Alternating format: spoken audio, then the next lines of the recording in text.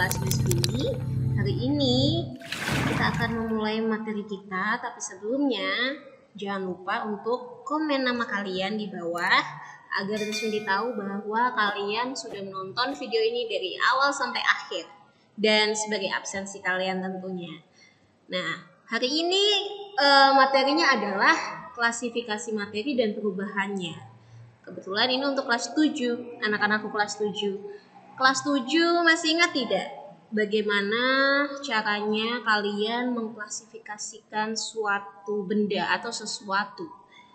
Masih ingat ya? Atau mengklasifikasikan suatu objek pengamatan. Yaitu caranya satu, ya, mengamati karakteristik dari benda tersebut. Pastinya kalian harus amati betul karakternya bagaimana. Yang kedua, mencatat persamaan dan perbedaannya dari benda yang kalian amati. Yang ketiga, memasukkan benda-benda yang sama jenisnya ke dalam suatu kelompok. Dan yang terakhir, memberi nama sesuai pada tiap kelompok sesuai dengan ciri-cirinya. Ciri-ciri persamaan yang kalian temukan. Dan dalam dunia ini kita mengenal berbagai macam zat, berbagai macam materi yang ada di dunia ini. Untuk itu apa sih materi? Materi itu adalah sesuatu yang mempunyai massa dan menempati ruang. Jika kalian menemukan ada sesuatu yang menempati ruang dan mempunyai massa, berarti itu dinamakan sebagai materi. Materi sendiri berdasarkan wujudnya dibagi menjadi 3. Berdasarkan wujudnya ya, ingat, berdasarkan wujudnya materi dibagi menjadi 3, yaitu ada yang berwujud padat, ada yang berwujud cair, dan ada yang berwujud gas. Nah, kita mau tahu nih, apa saja sih perbedaan sifat pada padat, cair, dan gas? Kenapa mereka digolongkan kepada materi yang berbeda? Pertama, yang padat pasti mempunyai bentuk dan volume tertentu. Mempunyai bentuk dan volume tertentu. Yang cair mempunyai volume tertentu, tetapi tidak mempunyai bentuk yang tetap, bergantung pada media yang digunakan. Kalau contohnya cair itu air ya. Kalau air diletakkan pada gelas yang bulat, maka air berbentuk bulat.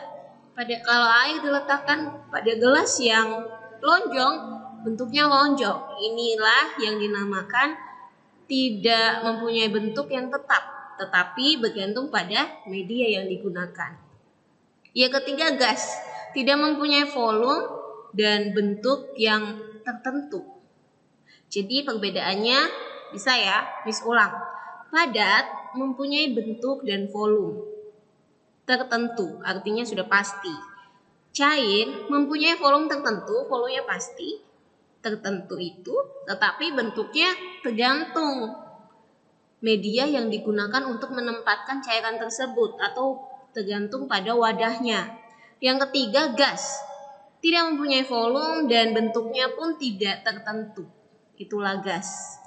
Kemudian yang kedua, perbedaan kedua, jarak antar partikel zat padat itu sangat rapat sehingga mereka tidak bisa bergeser ke kanan dan ke kiri. Untuk itu zat padat bentuknya tetap. Kalau cair, jarak antar partikel zat cair itu lebih renggang sehingga cair bentuknya bisa menyesuaikan wadahnya atau media yang digunakan untuk menampung cairan tersebut. Bagaimana dengan gas? Jarak antar partikelnya sangat renggang sehingga bentuknya itu tidak tetap atau tidak tertentu. Yang ketiga, partikel-partikel zat padat tidak dapat bergerak bebas. Bagaimana dengan zat cair? Dapat bergerak bebas namun terbatas. Kalau gas, partikel-partikelnya sangat bisa bergerak dengan bebas. Kita lihat ilustrasinya ya, biar kalian tidak bingung untuk Nah, kalau di situ kita bisa lihat partikel-partikel zat padat dilambangkan dengan bulatan warna orange, partikel zat cair warna hijau, dan partikel gas warna biru. Kalau kita lihat partikel padat teratur dan berimpitan, maka geraknya tidak bebas. Kalau zat cair, partikelnya agak renggang nih, jadi geraknya ya lumayan lah, bisa bergerak ke sana dan ke sini. Bagaimana dengan gas? Wah, gas itu sangat amat renggang sehingga partikel-partikelnya bisa kemana saja. Mereka digambarkan seperti ilustrasinya. Bagaimana? Jelas kan? Oke, next. Kalau materi dibagi berdasarkan komposisinya, kalau tadi berdasarkan wujudnya, sekarang berdasarkan komposisinya. Itu ada zat tunggal dan campuran. Ini kita masih bagi lagi. Zat tunggal ada yang bernama unsur dan senyawa, sedangkan campuran ada yang namanya campuran homogen dan campuran heterogen. Nah, campuran homogen itu seperti kita sebut dengan larutan, dan heterogen ada koloid dan ada suspensi. Sekarang kita bahas satu-satu ya, dari materi yang digolongkan atau dikelompokkan atau diklasifikasikan berdasarkan komposisinya. Yang pertama zat tunggal, yaitu salah satunya adalah unsur. Nah, walaupun apakah kalian sudah pernah mendengar kata sistem periodik unsur dalam kimia? Kalau belum pernah, kita akan bahas sedikit nih, apa sih di dalamnya. Jadi unsur itu adalah unsur zat tunggal yang tidak dapat diuraikan lagi menjadi zat yang lebih sederhana dengan proses kimia sederhana atau proses kimia biasa.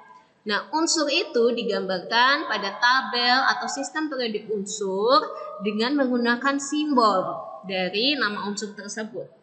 Simbolnya itu bergantung dengan namanya. Contohnya, unsur hidrogen disimbolkan menjadi H. Bagaimana cara menuliskan simbol unsur? Unsur ini dituliskan yaitu dengan menggunakan nama dari unsur tersebut, kemudian disingkat. Penyingkatan nama ini kita sudah ditentukan dalam standar internasional. Jadi penyingkatan ini akan sama di setiap negaranya. Kalau yang menggunakan dua huruf seperti litium, depannya diberi huruf besar, L-nya diberi huruf besar, huruf kedua huruf kecil, I-nya huruf kecil, sehingga ada Li, litium. Seperti itu. Kalian bisa mempelajarinya, dan kita akan mempelajarinya nanti di halaman 99 pada buku kalian. Itu adalah bagaimana mereka menyingkat nama-nama dari unsur yang sudah ditemukan. Kemudian yang kedua ada senyawa. Senyawa adalah sesuatu yang dapat diuraikan menjadi dua unsur atau lebih melalui proses kimia sederhana. Senyawa-senyawa dalam kehidupan kita sehari-hari itu banyak. Jadi secara lain atau definisi lainnya dari senyawa adalah gabungan antara dua unsur atau lebih. Sebelumnya kita sudah mengenal unsur. Senyawa berarti gabungan antara dua unsur minimal atau lebih. Contohnya natrium klorida atau NaCl itu adalah gabungan dari unsur natrium dan unsur klorin digabung menjadi natrium klorida, atau kita biasanya sebut itu, gunakan itu sebagai garam dapur. Kemudian ada misalkan asam klorida, gabungan antara unsur hidrogen dan klorin, jadi HCl, atau kadang kita menggunakannya untuk campuran pembersih lantai dan lain sebagainya. Ini adalah contoh-contoh dari senyawa-senyawa yang kita pakai di kehidupan sehari-hari. Next, ada campuran. Campuran adalah suatu materi yang terdiri atas dua zat atau lebih yang mempunyai sifat zat asalnya. Contohnya, kita mencampurkan air dan gula. Itu adalah air adalah senyawa, gula juga senyawa. Kita mencampurkan itu. Atau air dan pasir. Kita mencampurkan itu. Dan sifat-sifat dari senyawa-senyawa ini adalah masih sama seperti sifat asalnya. Campuran dibagi menjadi dua, yaitu campuran homogen dan heterogen. Campuran homogen itu jika pelarut dan zat larutnya menjadi satu atau kita sebut menjadi larutan, dan kita sudah tidak bisa tahu lagi mana pelarutnya, mana zat terlarutnya, itu disebut dengan campuran homogen. Seperti sama atau partikel zat terlarut tidak dapat terlihat sehingga tidak dapat dibedakan dengan pelarutnya, itulah yang disebut campuran homogen. Kemudian bagaimana jika campuran heterogen? Pastinya partikel zat terlarut dan partikel zat pelarutnya itu kita masih bisa lihat. Seperti contohnya air dan minyak, kita masih bisa tahu, oh minyaknya di mana, airnya di mana. Atau air dan pasir, kita sudah masih bisa tahu pasirnya mana, airnya mana. Itu yang disebut dengan campuran heterogen. Campuran heterogen ini ada yang dinamakan koloid dan ada yang dinamakan suspensi. Untuk penjelasan koloid dan suspensi kita akan bahas di gamit, oke? Next, nah kita sudah tahu nih ya, tadi kita sudah belajar unsur, belajar senyawa dan campuran. Kalau kita klasifikasikan, kita akan mendapatkan tabel ini. Unsur yaitu zat tunggal. Dia tidak dapat diuraikan lagi dan terdiri atas satu jenis atom saja. Kalau senyawa, zat tunggal, namun dapat diuraikan nih, dapat diuraikan pada proses kimia biasa, tersusun atas 2 atom atau lebih, atau kita bisa sebutnya tersusun atas 2 unsur atau lebih, bisa juga. Yang 4, perbandingan massa zat penyusunnya tetap. Kemudian kalau campuran merupakan campuran, ya kan? Dan dapat diuraikan pastinya tersusun atas 2 jenis atom atau molekul atau lebih. Atau kita bisa sebut juga ya, tersusun atas 2 jenis senyawa atau lebih. Perbandingan massanya itu tidak tetap. Perbandingan massa antara zat penyusunnya itu tidak tetap.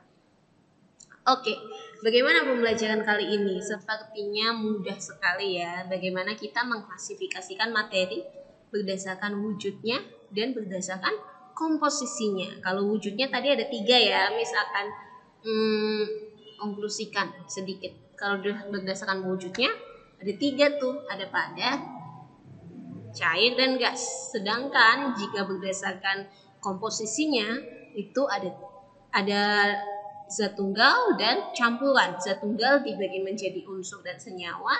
Campuran ada campuran homogen dan heterogen.